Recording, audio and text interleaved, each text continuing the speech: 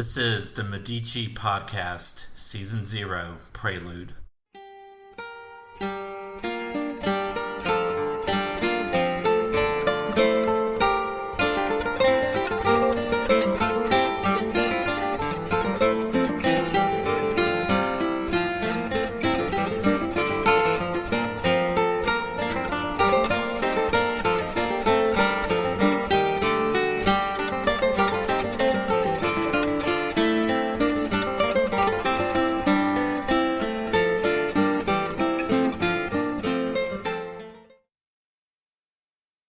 Last time we checked in on the plucky Florentines, they were finally free of the foreign control of the Holy Roman Emperors and Charles of Anjou.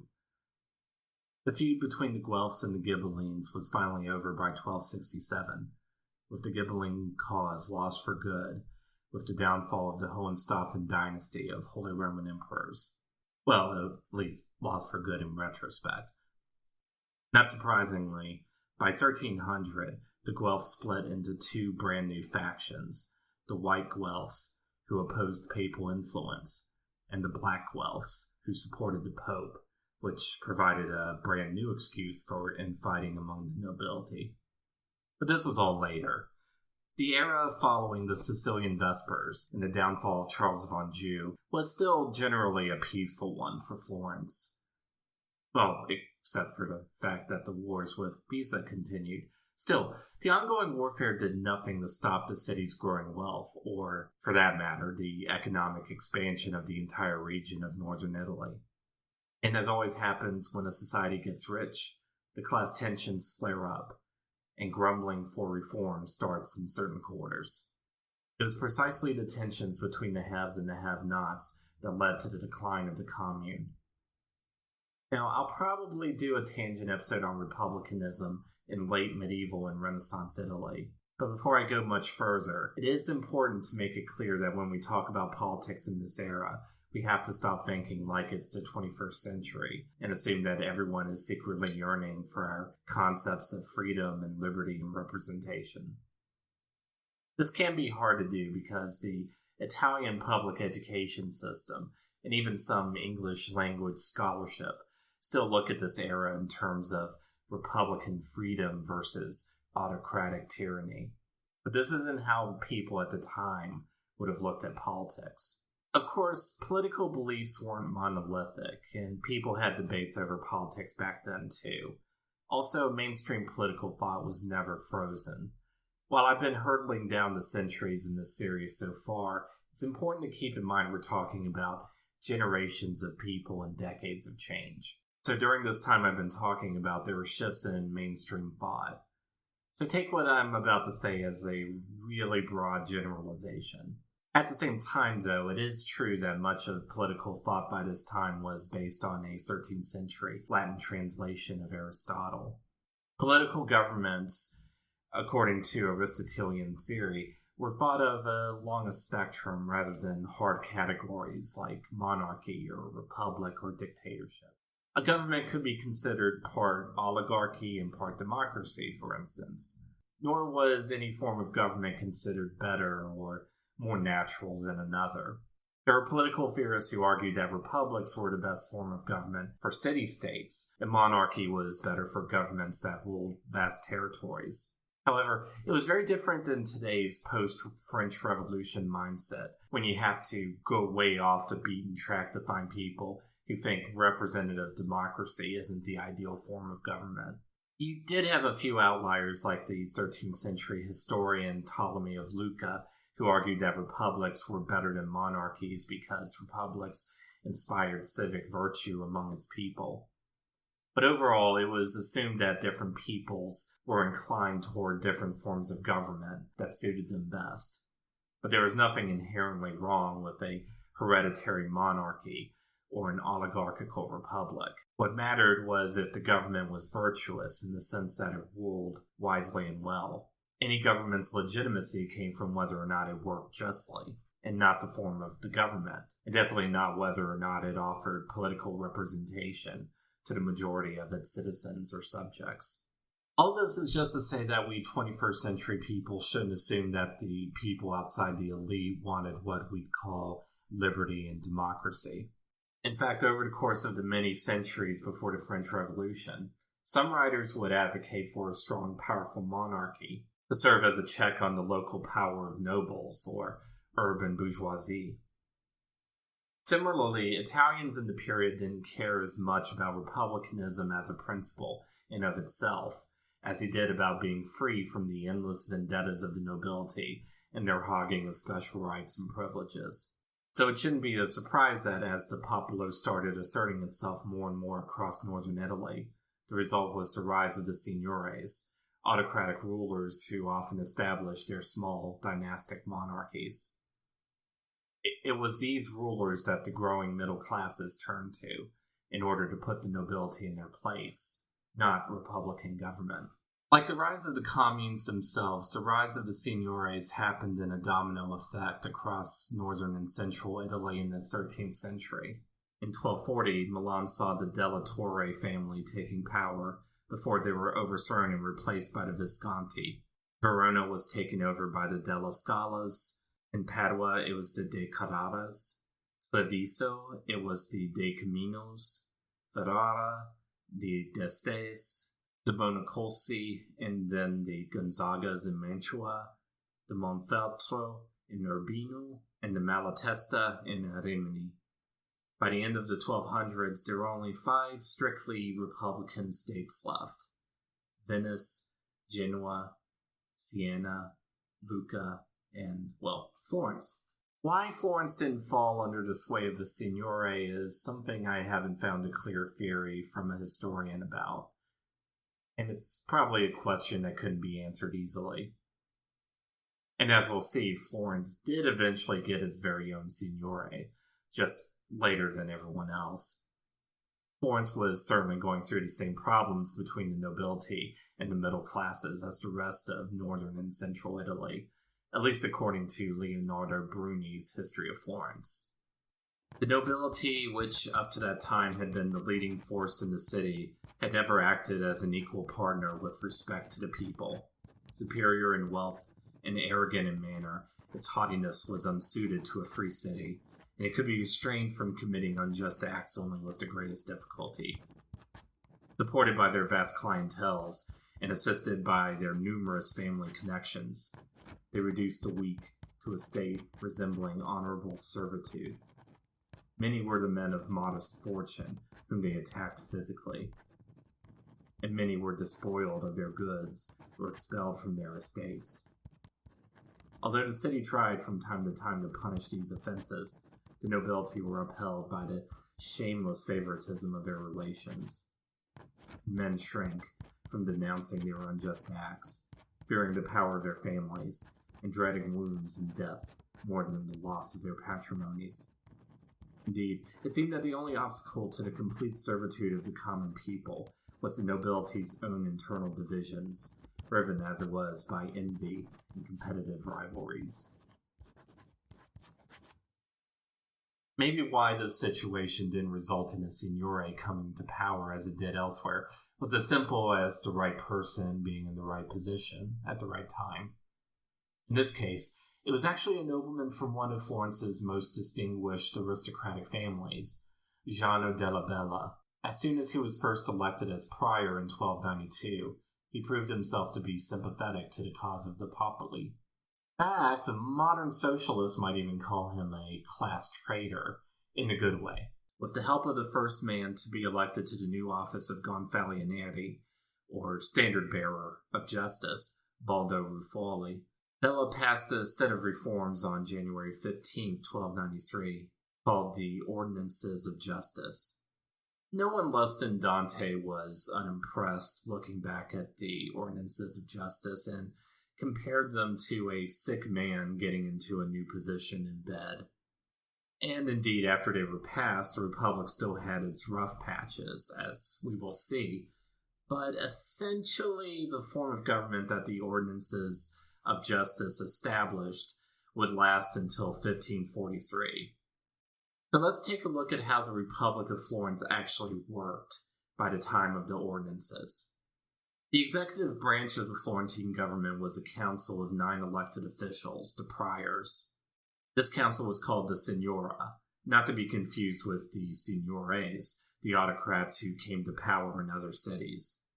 By 1282, they controlled the city's foreign policy, could propose new laws, and ran the civil service.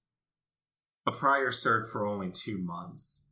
Originally, at the end of his term, he nominated his own successor with the approval of an advisory council, but by 1328, members of the Signora were chosen by lot, a process I'll talk about in a bit. Also, following the passing of the ordinances, the 9 priors had to be members of the business guilds, and they had to be active in their chosen profession or business.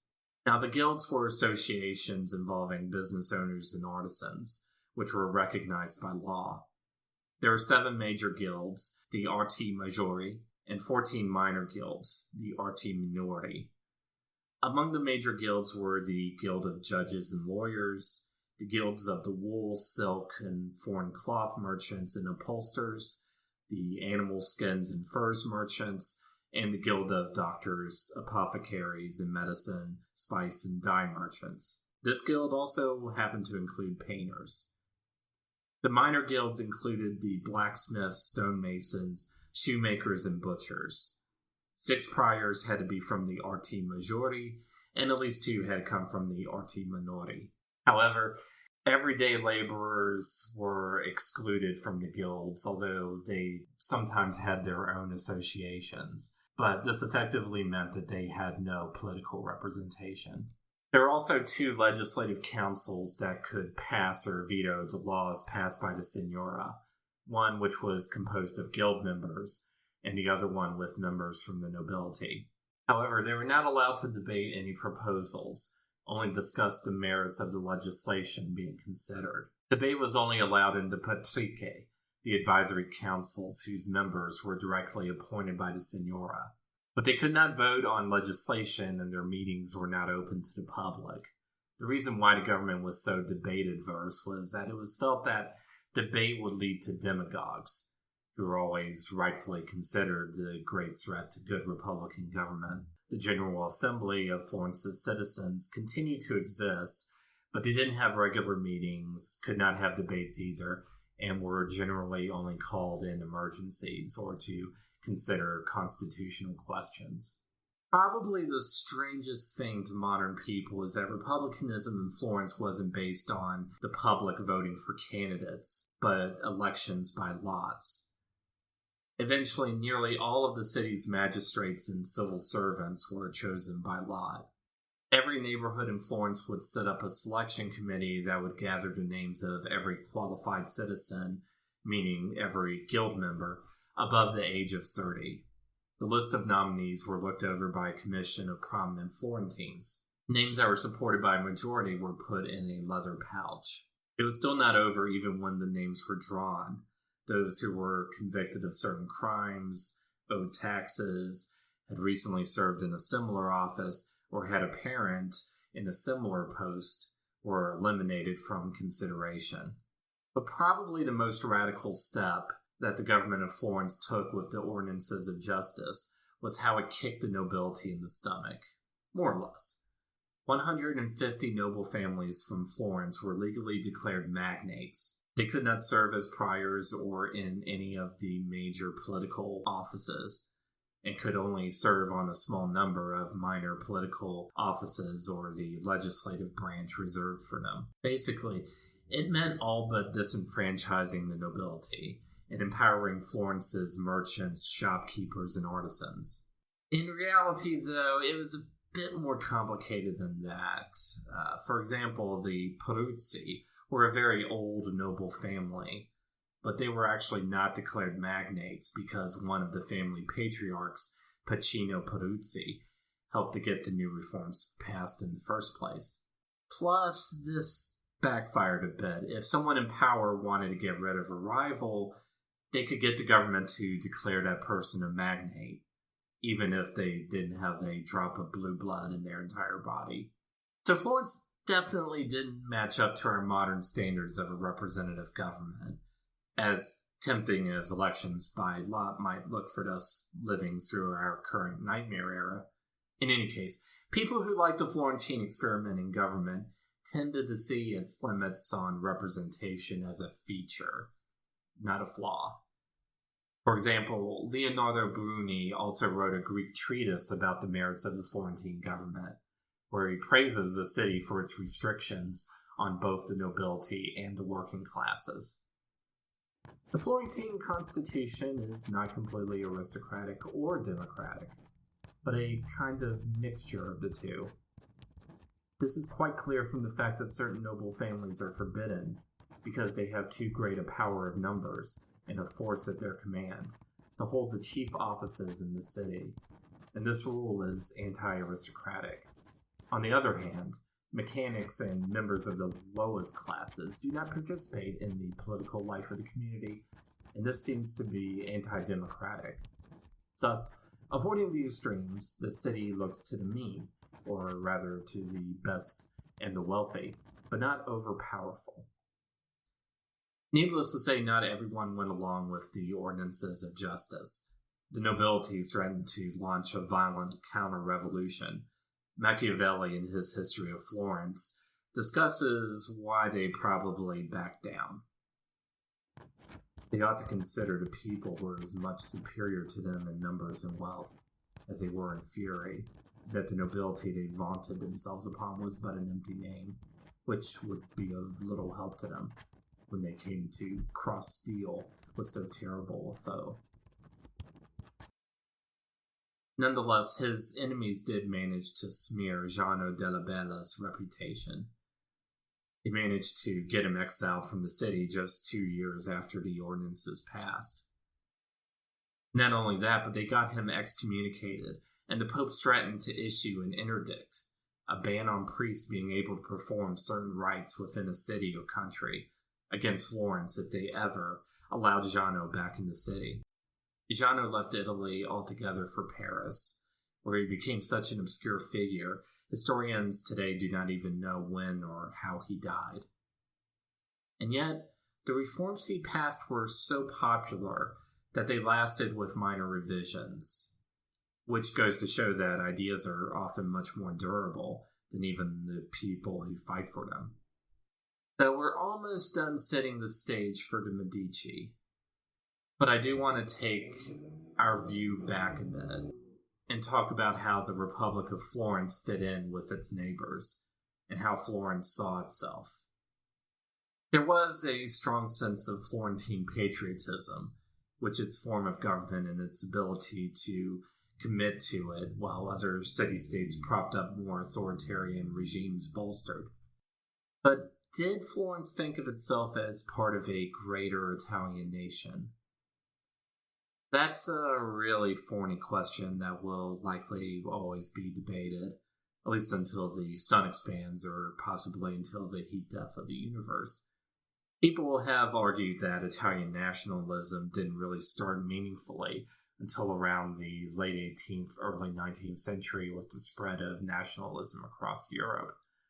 Others have debated that it started in the late medieval or Renaissance period. And then there are those who would say that there was a sense of the Italian nation, at least back to the fall of the Roman Empire. It's just that what nation meant changed radically over time. Personally, I tend to fall into the third camp. I would even argue that much like ancient Greece, which was also divided into independent city-states, there were hard political and cultural divisions, but at the same time, there was still a overall sense of shared culture, language, and heritage you could describe as constituting a nation of sorts. And while there were strong regional differences in the language and patriotic love for one's home city-state, Italians still had a strong sense of being the heirs to the Roman Empire and having their own distinctive customs, and of Italy as a geographical region with firm boundaries. In fact, the old Roman habit of referring to foreign peoples as barbarians actually stuck around in the Italian language, with Italians using the term to describe non-Italians. The idea of an Italian people was there, It's just that the idea that the Italian nation didn't really exist unless it was united under one government didn't really take root until around the time of Napoleon. But of course, if there was an Italian identity, there were also regional identities, and these things coexisted. You might be able to compare it to the United Kingdom, where a person might think of themselves as, say, both Welsh and British.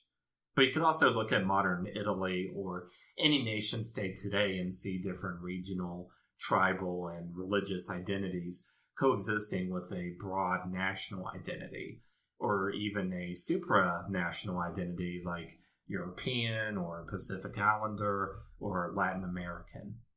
But of course, it should be emphasized that this doesn't make the regional identities that popped up in medieval and Renaissance Italy any less powerful. Stereotypes are a fun and nasty way of looking at the strength of such regional identities. West Virginians and Virginians both consider themselves Americans, but if you happen to be in the United States, try asking a Virginian for some West Virginian jokes, or, for that matter, a West Virginian for some Virginian jokes. The same goes for the Italian city-states. If you go by Boccaccio's famous short story collection, The Decameron, the Sienese are naive, Venetians are liars, Pisan women are ugly, Perusian men are sodomites, and the Genoese are all pirates and murderers. Of course, being Florentine, Boccaccio described the Florentines as noble and attractive. But if you asked other Italians, they would say that the Florentines are greedy or are also notorious sodomites. Florence is a proud and independent city-state, but one in Italy that's divided between oligarchical republics, depending on trade like Florence itself, or ambitious mini-dynasties. But whether a dynasty or a republic, all of these states seek to expand themselves at the expense of their rivals. This is the world the Medici will appear in. Be sure to check out MediciPodcast.com for maps, bibliographies, and more. There you'll also find ways to support me and the podcast through Patreon or with one-time payments. Remember, I'm yet another underemployed and underpaid millennial, so it counts as charity. Also, it helps me keep the podcast going through buying books for research and upgrading my equipment. Thanks for listening, and buona notte.